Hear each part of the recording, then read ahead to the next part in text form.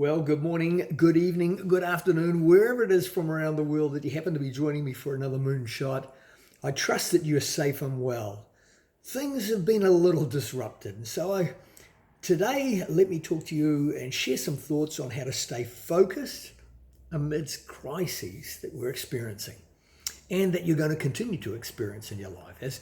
As humans, we're far more engaged when we are experiencing things, especially where we can look for activities of learning in what it is that we're going through. Remaining inactive is less than static because as others are moving and experiences are happening around you, you're in fact regressing. You're not progressing in growth, experience, or learning. Yet, even the most resilient people can demonstrate symptoms of doubt that can lead to stress and anxiety. And certainly, this current scenario of extended isolation is delivering some pressures that are exposing cracks and fractures in many lives and organizations. So, this protracted groundhog stage show that we all feel that we're currently cast in is impacting all of the 7 areas of our life: our physical, our mental, our financial, our emotional, our educational, our familial, and our communal. And in greater scale than certainly we'd projected when making all of our preparations for usual disruptions and challenges.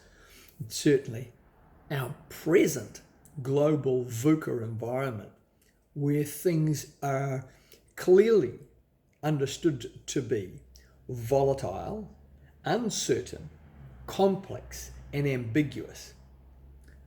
This environment is threatening the existence of our normality, our sanity, and safety in our homes, our businesses, and our society. And statistics show that it's erupting to a breaking point for more and more people. So with that in mind, I wanted to chat with you about how to sustain yourself, not just through this current pandemic, but in any aspect of challenges that you face. In order to keep an even keel in stormy seas and rough times, it's imperative to understand how to establish or reconfirm or regain our essential foundation principles for productive engagement and survival of those that we're responsible for, beginning firstly with ourselves. Now, with the current COVID pandemic, since the WHO declared on March the 12th that it was a global pandemic, we've since had the opportunity to learn the responsibilities that are required for individuals and nations and communities to survive. And although our early aspirations and goals and targets for this year of 2020 have certainly been torn apart, we now have a measure or a little of a handle on the conditions that we have been exposed to and are likely to be exposed to. So we should now be taking steps to adjust our thoughts, our actions, and our behavior to reconcile with those changes, to see that we're still moving forward, gaining progress, increasing and elevating ourselves and those we're responsible for. Our task now must be to consider a reasonable path that we can pursue toward currently relevant goals and objectives, since those we started off with have been dashed. And today I'm looking to share some simple steps that you can take easily and retain and apply in practice that will help to keep you agile and confident in changing situations and circumstances. The first is know where you are, know your current position. In any project, to start, you've got to assess your present position and know where you really sit. Not where you'd like to be, not where you think that you should be, not in any self-deprecating description that would have you feel that it's worse than what it seems, but a totally honest review of your situation in all of the areas of life as they're relevant to that position. You can do this as an individual and as a family and in your organization. And this is critical to creating any plan.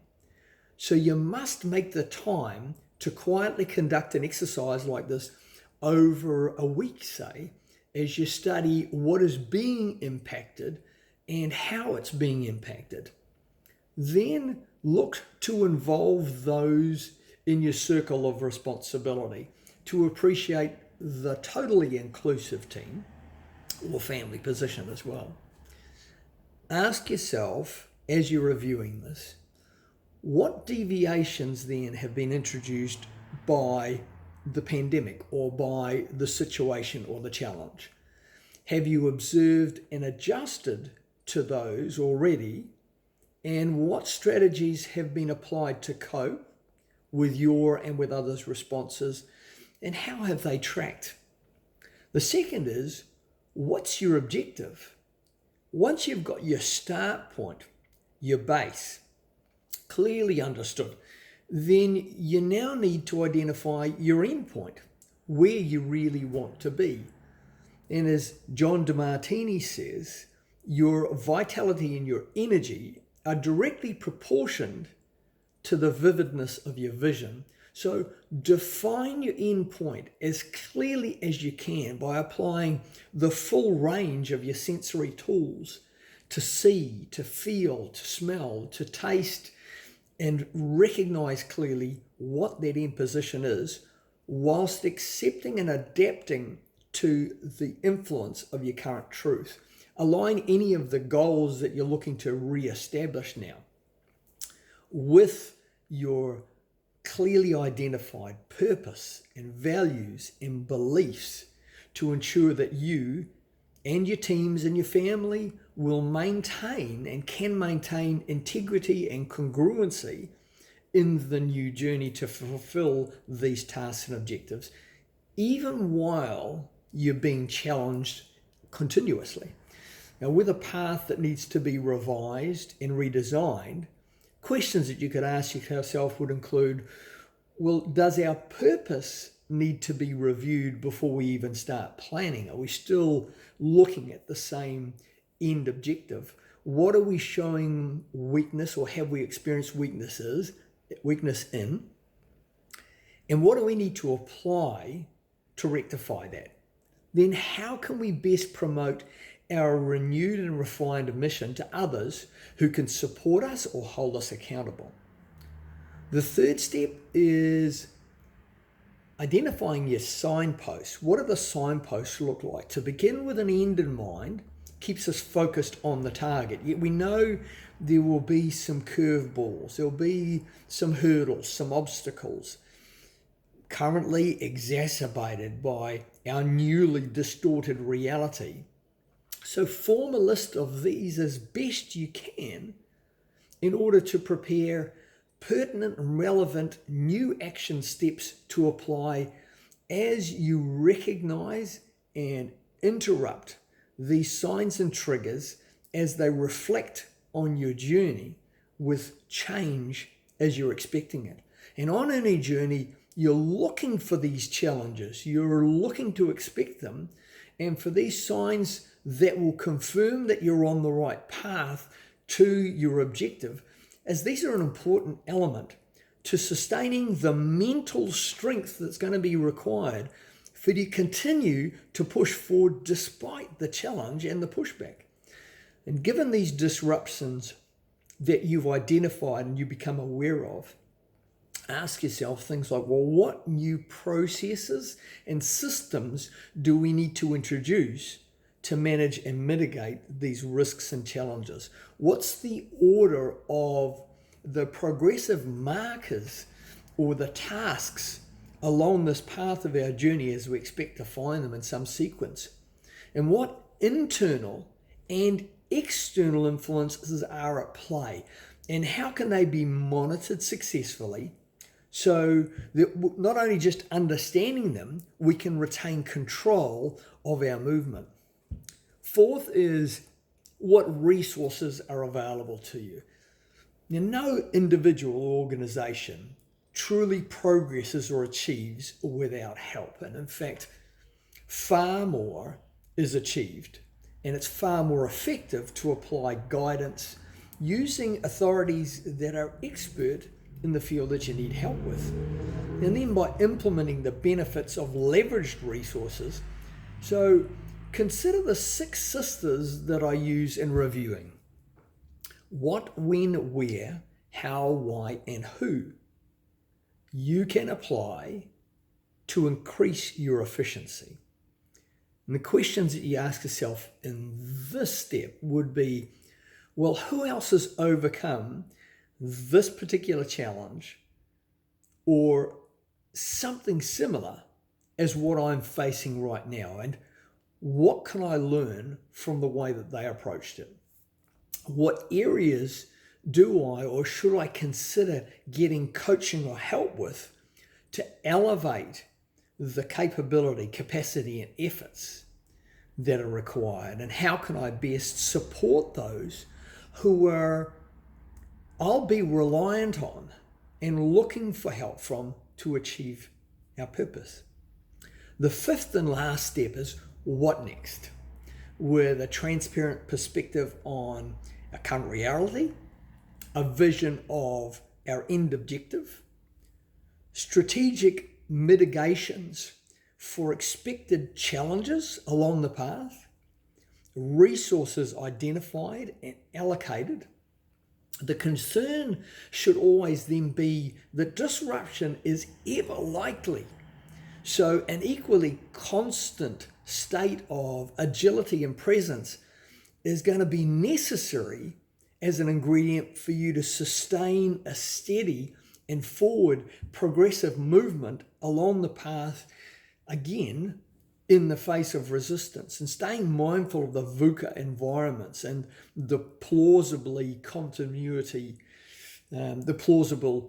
continuity of this in the future.